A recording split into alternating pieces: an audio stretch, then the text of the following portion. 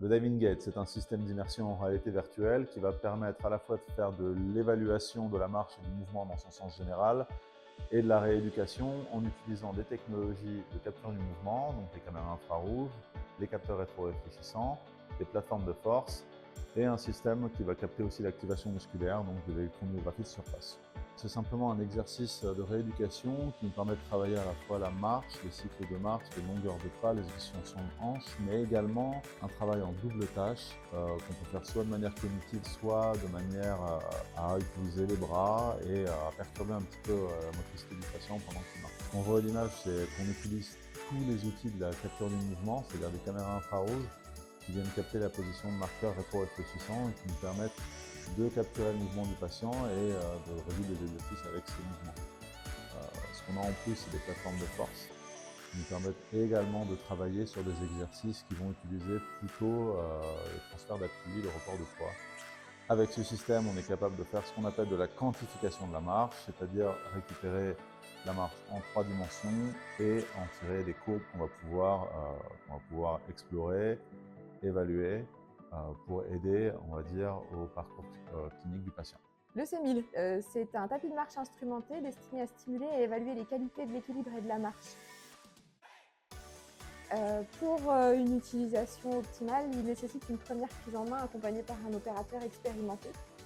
Il permet différentes modalités qui permettent une interaction active du patient grâce aux informations perçues par la plateforme de force ou le tapis de marche. Avec ou sans déplacement du tapis roulant, des jeux sont projetés sur le sol ou à l'écran, ce qui permet de choisir une variété de jeux et, à l'aide d'indices visuels et acoustiques, de choisir des options qui permettront de répondre aux besoins de rééducation et de réadaptation corrélés au niveau de difficulté recherché pour le patient.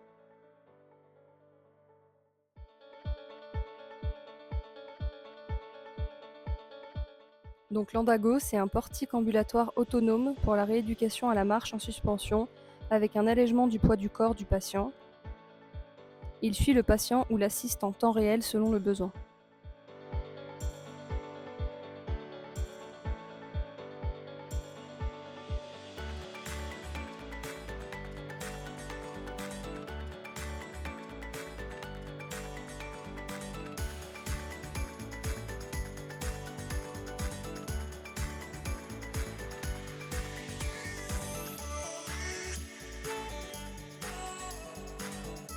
Le Kiyogo, c'est un dispositif de rééducation à la marche motorisé qui utilise des capteurs au niveau des articulations de la hanche et des genoux pour détecter les mouvements qui sont initiés par l'utilisateur, et c'est destiné à tous les patients ayant une rééducation à la marche.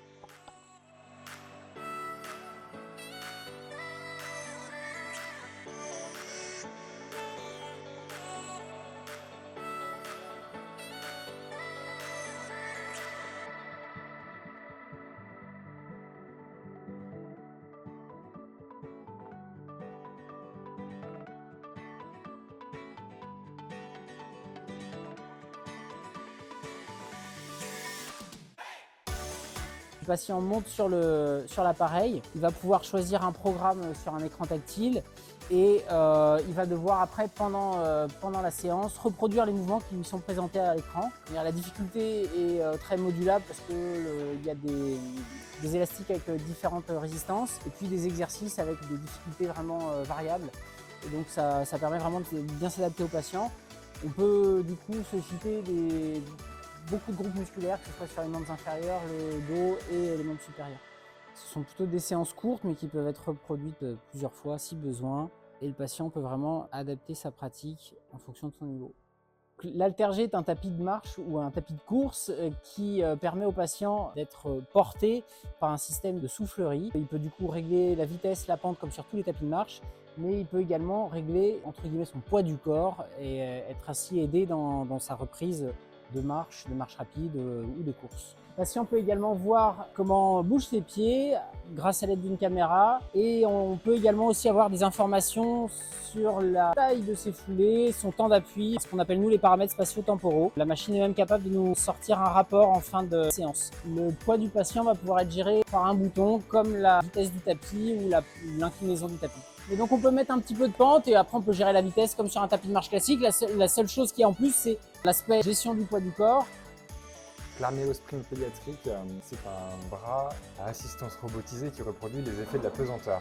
L'idée, c'est de faire travailler différentes articulations, soit combinées, soit séparément, à l'aide de jeux, comme ça c'est beaucoup plus ludique pour les enfants. L'objectif, c'est de travailler dans les 3 plans de l'espace, de vraiment aller dans tous les endroits, et avec une interface, un feedback visuel, cela est beaucoup plus immersif, et l'enfant travaille des fois sans s'en rendre compte. Sur d'autres jeux, on peut du coup bloquer certaines articulations si on veut faire que le coude en flexion, extension, ou que l'épaule sur l'élévation ou l'abaissement, en fonction des objectifs du patient. Et on peut régler l'aide que l'on peut apporter, c'est-à-dire que si on veut mettre un petit peu plus d'aide certains jours parce que le patient est fatigué, on peut. Et si on veut mettre un petit peu moins d'aide, on peut également. Donc c'est une grande tablette qui a l'avantage de se régler en hauteur et également en inclinaison pour venir travailler dans différentes amplitudes, en station debout, assis, pour les petits, pour les grands. Et l'idée, c'est d'utiliser cette tablette vraiment pour stimuler la fonction bimanuelle, donc les deux mains ensemble. C'est des jeux enfants, mais il y a aussi des jeux adultes. On peut choisir si on fait travailler que la main gauche, que la main droite ou les deux mains ensemble.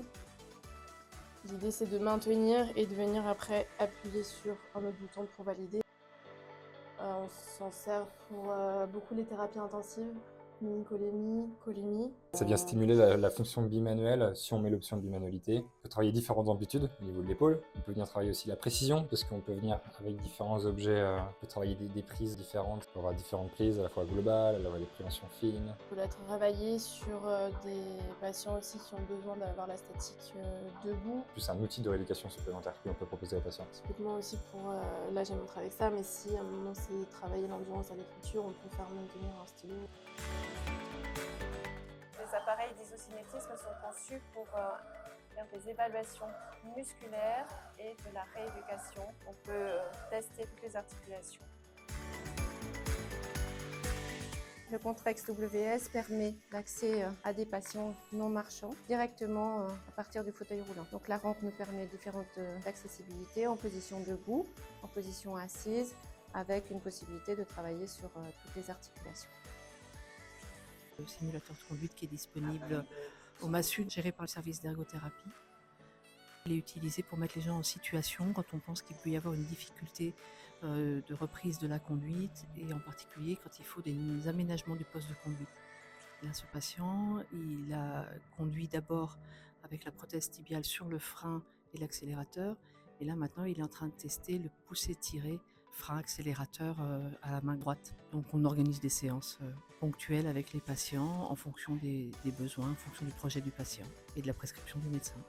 L'utilisation du simulateur n'empêche pas les leçons d'auto-école qui sont souvent nécessaires, surtout quand il y a l'apprentissage d'un nouveau poste de conduite.